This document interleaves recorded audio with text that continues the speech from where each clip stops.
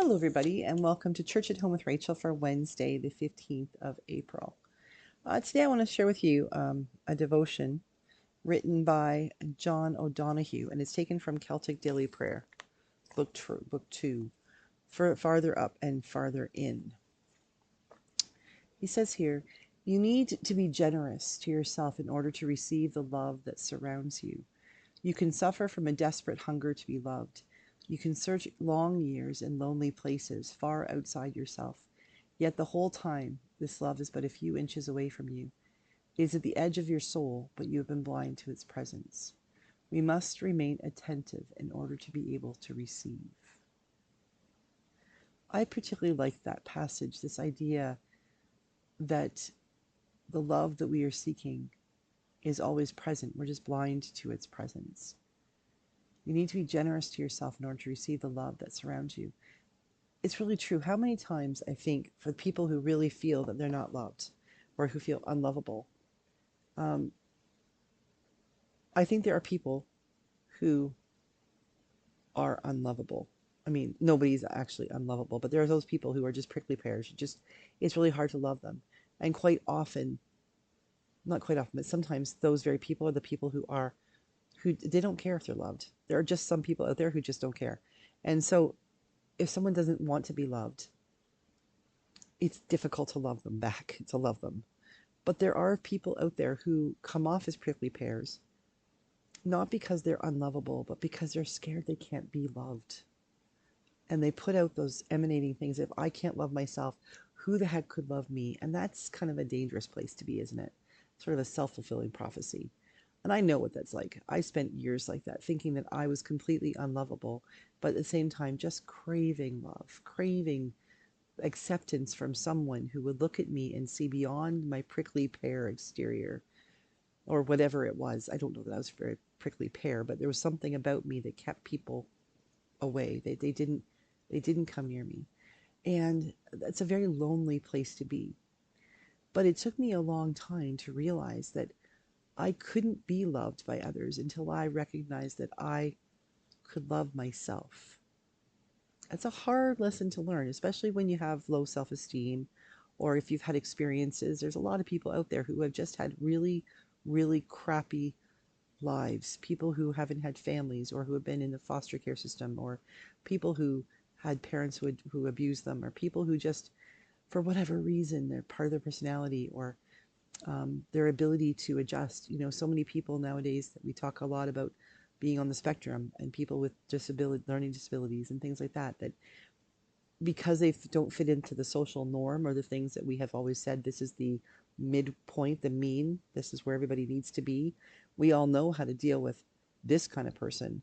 But for someone who has social difficulties, someone who doesn't understand or can't read faces or understand sarcasm or the things that we think of as normal, they often end up feeling unloved because the way people respond to them, not necessarily treat them, but respond to them. We have lots and more people that think than we realize grow up with these things. You don't have to have grown up in a traumatic experience or situation or environment to become a person who feels that you are unlovable.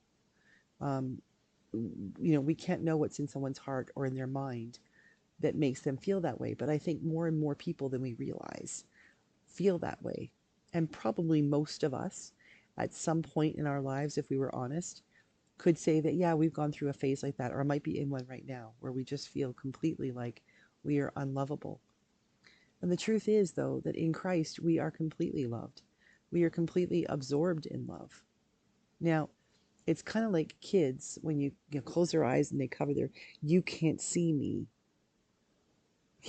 Yeah, I can't see me right now because my hand is over my eyes, but you can see me because the camera can see me.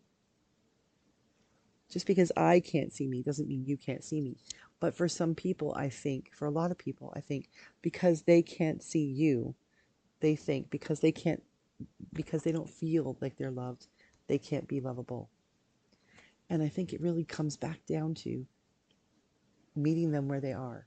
We can't force someone else to feel loved.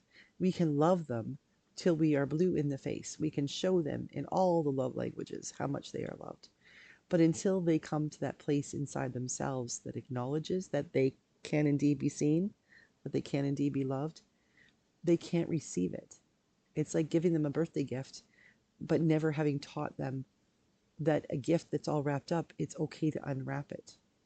It would be like giving someone a book. God help us all if this ever happened, but giving someone a book and saying, here you go, read this book, and then not teaching them that you have to open it and look at the words. Actually, now that I say that, I think we're getting closer to that day. It's like kids who see an old rotary phone and don't know how to make it work, like because they try to push the buttons. We might be coming to a day when young people, look at something like this and say, like, where's the on button?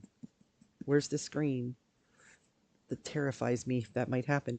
But the point being that unless you open the book, you can't discover the world of possibility that's within it. And until we open our own hearts to ourselves and recognize the incredible love that God has for us, that's right here at the tip of our fingers, whether our fingers are way out here or our fingers are right up here, God's love is there for us. But until we're able to recognize that, we may not feel loved. And the other truth of it is if you've never felt loved, how would you know what it is to feel love? And so we have to walk with people as they reach out and grasp onto that experience. When they say to us for that first time, you know, I remember the first time that Rob touched my face. We were talking about something and I was leaking. I was crying a little bit. You know, I'm a crier. So, and he reached over and he just wiped the tear off my face. And that was the first time I'd ever had that touch. And it blew my mind. This incredible feeling of what it felt like to be touched like that with such tenderness was not an experience I'd had before. And it was like, whoa, I don't know what to do with this. I don't know. I'm pretty sure that felt good, that those that feelings, the emotions, all that was a good thing. But I don't know what to do with it. When someone has lived their life feeling unloved, we need to give them lots of room, lots of grace. We need to love them and love them and love them until they realize that that touch, that feel of love that we have shared with them doesn't just have to come from us. They can have that for themselves. And they can have that from Christ himself right there at the tip of their fingers, far away as they can reach or as close as they can come. We are loved. We just need to recognize that that love is right there. I hope for you today that you recognize that that love is right there. God bless you. I will see you again tomorrow for Church at Home with Rachel.